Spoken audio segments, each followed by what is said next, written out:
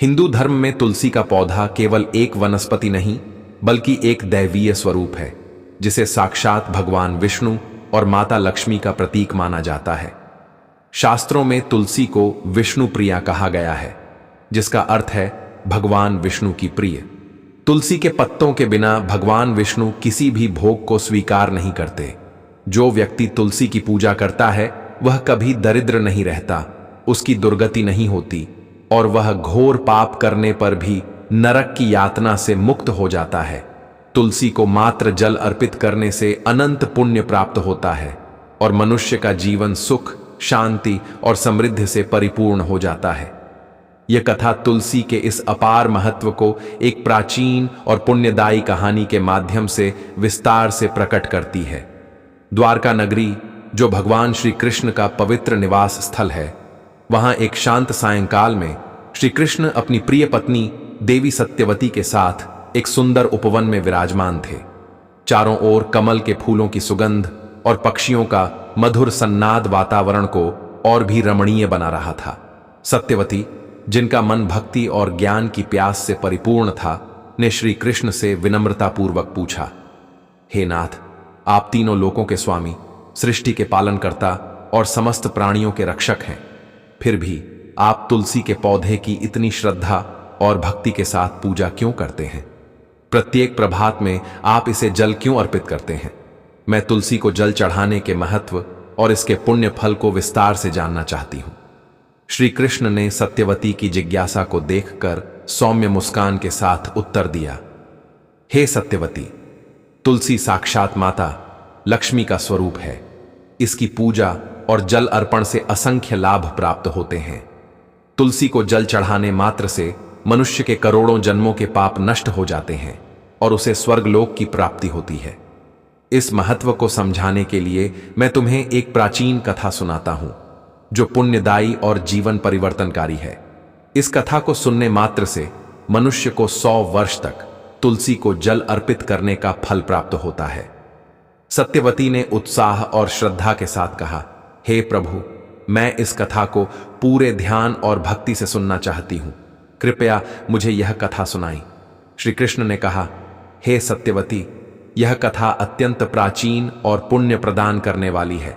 इसे ध्यानपूर्वक सुनो, क्योंकि इसके श्रवण से मनुष्य के जीवन में सकारात्मक परिवर्तन आता है।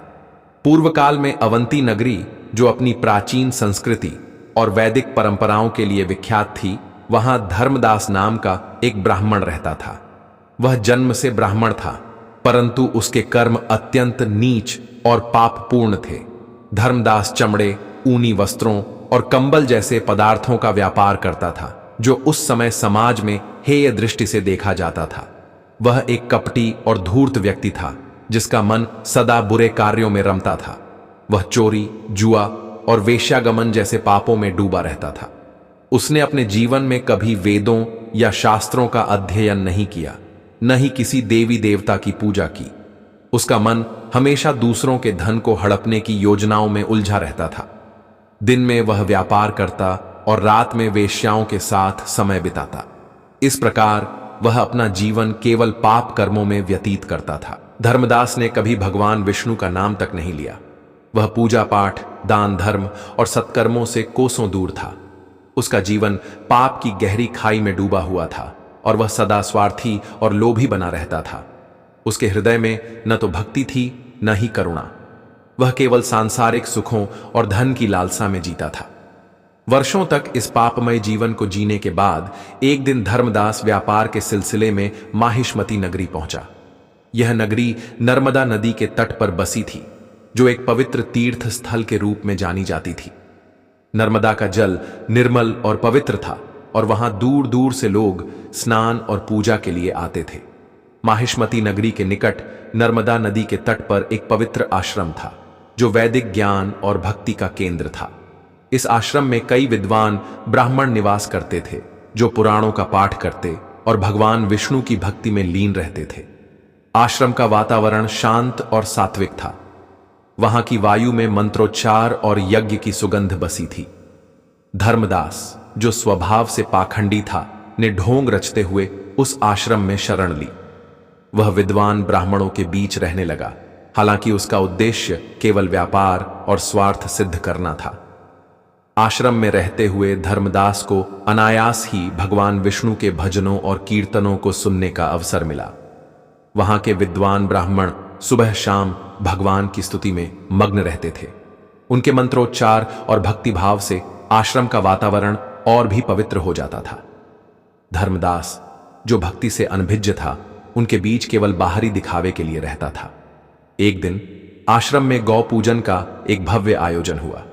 लोग गायों की पूजा करने और ब्राह्मणों को भोजन कराने के लिए दूर दूर से आए। धर्मदास ने भी उनके साथ बैठकर भोजन ग्रहण किया और अनजाने में भगवान का प्रसाद प्राप्त किया। आश्रम के मध्य में एक सुंदर तुलसी का पौधा था, जो हरा भरा और सात्विक ऊर्जा से परिपूर्ण था। धर्मदास बिना किसी विशेष भाव या भक्ति के प्रतिदिन सुबह उठकर एक पात्र में जल भरता और तुलसी के पौधे में अर्पित करता। उसे इस कार्य का महत्व नहीं पता था। वह केवल आश्रम के अन्य लोगों की देखा देखी ऐसा करता था। वह जल अर्पित करते समय न तो मंत्र पढ़ता था, न ही उसके मन में कोई भक्ति भाव था। फिर भी वह नियमित रूप से तुलसी को जल चढ़ाता। एक रात जब धर्मदास आश्रम में गहरी निद्रा में था, एक जहरीला सर्प आश्रम में प्रवेश कर गया। उस सर्प ने धर्मदास को डस लिया और नींद में ही उसकी मृत्यु हो गई। सुबह जब अन्य ब्राह्मणों ने उसे बेहोश अवस्था में देखा, तो उन्होंने उसके मुख में तुलसी पत्र और तुलसी का जल डाला। जब उन्हें पता चला कि उसकी मृत्यु हो चुकी है, तो वे शोकाकुल हो गए। आश्रम में एक उदासी छा गई, क्योंकि धर्मदास भले ही पापी था, परंतु वह उनके बीच कुछ समय तक रहा था। तभी यमदूत, जो मृत्यु के पश्चात आत्माओं को यमलोक ले जाते हैं, वहां प्रकट हुए। उन्होंने धर्मदास की आत्मा को बलपूर्वक पकड़ा और यमलोक की ओर ले जाने लगे। रास्ते में धर्मदास की आत्मा विलाप करने लगी और यमदूतों से पूछा, हे यमदूत, मुझे कहां ले जा रहे हो? मेरी मृत्यु का कारण क्या है? यमदूतों ने कठोर स्वर में उत्तर दिया, हे दुष्ट ब्राह्मण, तूने अपने जीवन में अनगिनत पाप किए हैं। चोरी, जुआ और वेश्यागमन जैसे घृणित कर्मों में लिप्त रहा। तेरे पापों के कारण ही एक काले सर्प ने तुझे डस लिया और तेरी मृत्यु हुई। अब हम तुझे यमलोक ले जा रहे हैं, जहां यमराज तेरे पापों का हिसाब करेंगे और तुझे नरक में डालेंगे। धर्मदास जोर जोर से रोने लगा और क्षमा मांगने लगा, परंतु यमदूतों को उस पर तनिक भी दया नहीं आई। वे उसे पीटते हुए यमलोक ले गए। यमलोक में, जहां यमराज सभी प्राणियों के कर्मों का हिसाब करते हैं, धर्मदास को उनके सामने प्रस्तुत किया गया। यमलोक में धर्मदास का लेखा जोखा, यमलोक में यमराज का दरबार भयावह और गंभीर था। वहां यमराज के पास बैठे चित्रगुप्त, जो सभी प्राणियों के कर्मों का लेखा जोखा रखते हैं, ने धर्मदास के जन्म से मृत्यु तक के कर्मों का विवरण निकाला। चित्रगुप्त ने यमराज से कहा, हे महाराज, इस ब्राह्मण ने अपने जीवन में केवल पाप ही किए हैं। इसने कोई पुण्य कार्य नहीं किया। यह मूर्तिमान पाप है। इसे कल्प भर के लिए नरक में डाल देना चाहिए। यमराज ने गंभीर स्वर में आदेश दिया, हे दूत, इस पापी ब्राह्मण को कुंभीपाक नरक में डाल दो। कुंभीपाक नरक वह भयंकर स्थान था, जहां पापियों को खौलते तेल में डालकर दंड दिया जाता था।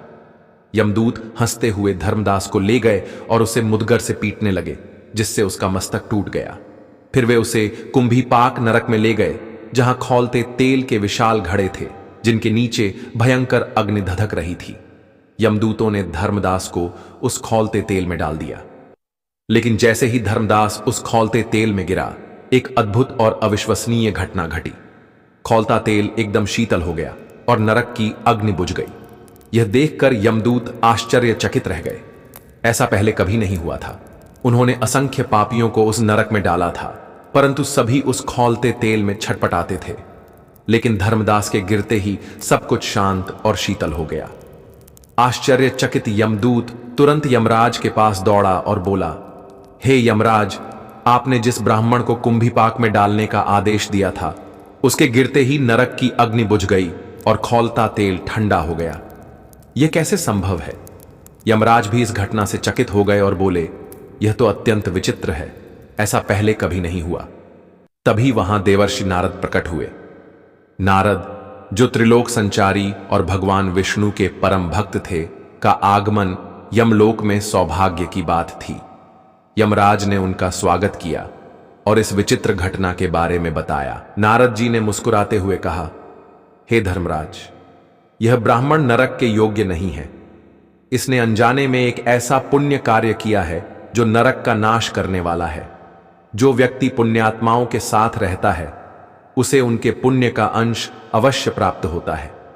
यह ब्राह्मण 1 महीने तक भगवान विष्णु के भक्तों के बीच रहा और उसने नित्य तुलसी को जल अर्पित किया। इस कारण इसके समस्त पाप नष्ट हो गए हैं। यह अब विष्णु लोक जाने का अधिकारी है। नारद जी ने आगे कहा, इस ब्राह्मण ने अनजाने में ही इतना पुण्य अर्जित किया है जो जन्म जन्मांतर में भी प्राप्त नहीं होता। इसे नरक में नहीं रखा जाना चाहिए। इसके पापों का दंड केवल इतना हो कि इसे नरकों का दर्शन कराया जाए। देवर्षि नारद की बात सुनकर यमराज अत्यंत प्रसन्न हुए। उन्होंने धर्मदास को कुंभीपाक नरक से निकाला और अपने दूतों से कहा, इस महात्मा को सभी नरकों का दर्शन कराओ और फिर इसे यक्षलोक ले जाओ। यमदूत धर्मदास को सभी नरकों का दर्शन कराने ले गए। इसके बाद वह यक्षलोक पहुंचा और एक यक्ष बन गया। यक्षलोक में उसे सुख और समृद्धि प्राप्त हुई और वह अपने पापमय जीवन से मुक्त हो गया। श्री कृष्ण ने सत्यवती से कहा, हे सत्यवती, तुलसी मुझे वनस्पतियों में सर्वाधिक प्रिय है। मास में कार्तिक मास, तिथि में एकादशी और क्षेत्र में द्वारका मुझे प्रिय है। जो व्यक्ति नित्य तुलसी की पूजा करता है और उसे जल अर्पित करता है वह मुझे अत्यंत प्रिय है। ऐसा व्यक्ति कभी नरक में नहीं जाता। जिन घरों में तुलसी का पौधा हरा भरा रहता है वहां सुख, शांति और समृद्धि बनी रहती है। श्री कृष्ण ने आगे बताया, तुलसी के बिना भगवान विष्णु की पूजा अधूरी है। प्रत्येक घर में तुलसी का पौधा होना चाहिए। तुलसी को चुनरी चढ़ाना आवश्यक है क्योंकि यह माता लक्ष्मी का स्वरूप है। इससे पति पत्नी के बीच प्रेम और विश्वास बढ़ता है और घर की महिलाएं सदा सौभाग्यशाली रहती हैं। श्री कृष्ण ने तुलसी पूजा के नियम और महत्व को विस्तार से समझाया। उन्होंने कहा, तुलसी की पूजा के लिए कुछ नियमों का पालन करना आवश्यक है जो न केवल पुण्य प्रदान करते हैं बल्कि घर में सकारात्मक ऊर्जा का संचार भी करते हैं। तुलसी पूजा के नियम 1, तुलसी का सम्मान। तुलसी के पास अपशब्द नहीं बोलने चाहिए। इसके आसपास जूते, चप्पल या झाड़ू पोंछा नहीं रखना चाहिए। तुलसी के पास थूकना घोर पाप है। 2, स्वच्छता। तुलसी के स्थान को सदा स्वच्छ रखें। गंदा पानी तुलसी पर नहीं गिरना चाहिए। 3, जल अर्पण। तुलसी को सुबह स्नान के बाद जल अर्पित करें। महिलाओं को बाल बांधकर और माथे पर सिंदूर लगाकर जल चढ़ाना चाहिए। 4, दीपक। शाम को तुलसी के पास दीपक जलाए लेकिन बुझा हुआ दीपक वहां न छोड़ें। 5, पत्तों का सम्मान। तुलसी के सूखे पत्तों को कचरे में न फेंकें, उन्हें तुलसी की मिट्टी में दबाएं।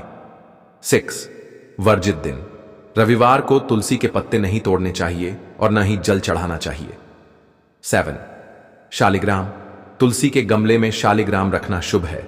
शालिग्राम को चंदन और तुलसी पत्र अर्पित करें। 8, मिट्टी का चयन। तुलसी के लिए शुद्ध मिट्टी का उपयोग करें। श्मशान या गंदे स्थान की मिट्टी का प्रयोग न करें। 9, स्थान। तुलसी को घर के सामने, पूर्व या उत्तर दिशा में लगाएं। नाली या बाथरूम के पास तुलसी न रखें। 10, विवाह। तुलसी का विवाह करना अत्यंत शुभ है। इससे सांसारिक जीवन सुखमय होता है। 11, केले का पेड़। तुलसी के पास केले का पेड़ लगाना शुभ है क्योंकि इसमें भगवान विष्णु का वास होता है। 12, नकारात्मक ऊर्जा से बचाव। तुलसी के पास मरुस्थलीय पौधे या कांटेदार पौधे न रखें क्योंकि ये नकारात्मक ऊर्जा का संचार करते हैं। 13, शालिग्राम की पूजा। शालिग्राम को पंचामृत से स्नान कराएं और चंदन के साथ तुलसी पत्र अर्पित करें। यह भगवान विष्णु का निराकार रूप है और अत्यंत पुण्यदायी है। 14, नियमित देखभाल। तुलसी का पौधा कभी सूखना नहीं चाहिए। सूखा पौधा अशुभ माना जाता है और घर की समृद्धि को प्रभावित करता है। 15, मासिक धर्म के दौरान। इस दौरान महिलाओं को तुलसी को स्पर्श नहीं करना चाहिए और न ही जल अर्पित करना चाहिए। तुलसी के लाभ। स्वर्ग की प्राप्ति। तुलसी के दर्शन से स्वर्ग लोक की प्राप्ति होती है। पापों का नाश। तुलसी पत्र का सेवन सभी पापों को नष्ट करता है। सुख समृद्धि। तुलसी के पास केले का पेड़ लगाने से सुख समृद्धि बढ़ती है। सकारात्मक ऊर्जा। तुलसी का पौधा घर में सकारात्मक ऊर्जा का संचार करता है। सौभाग्य, तुलसी को चुनरी चढ़ाने से महिलाएं सौभाग्यशाली रहती हैं।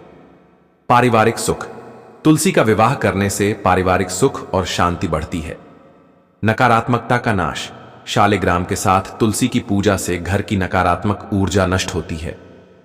आध्यात्मिक उन्नति, तुलसी की नियमित पूजा से मनुष्य का आध्यात्मिक विकास होता है। तुलसी की पौराणिक कथा और महत्व, श्री कृष्ण ने सत्यवती को तुलसी की पौराणिक कथा भी सुनाई। उन्होंने बताया, तुलसी का जन्म एक पवित्र कन्या के रूप में हुआ था जिसका नाम वृंदा था।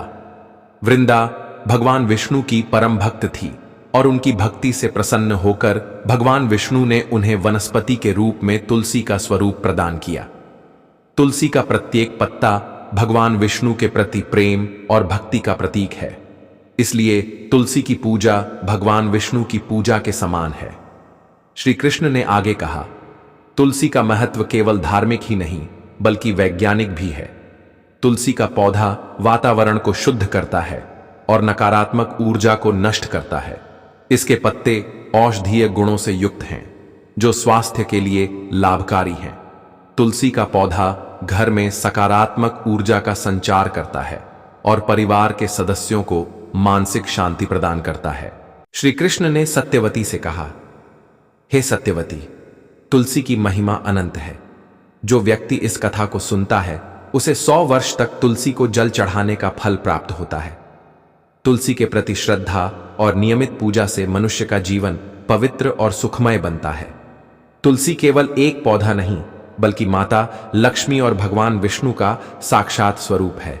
यह कथा हमें सिखाती है कि अनजाने में किया गया पुण्य कार्य भी जीवन को बदल सकता है। धर्मदास, जो एक पापी ब्राह्मण था, केवल तुलसी को जल अर्पित करने के कारण नरक की यातना से मुक्त हो गया और यक्षलोक का अधिकारी बना।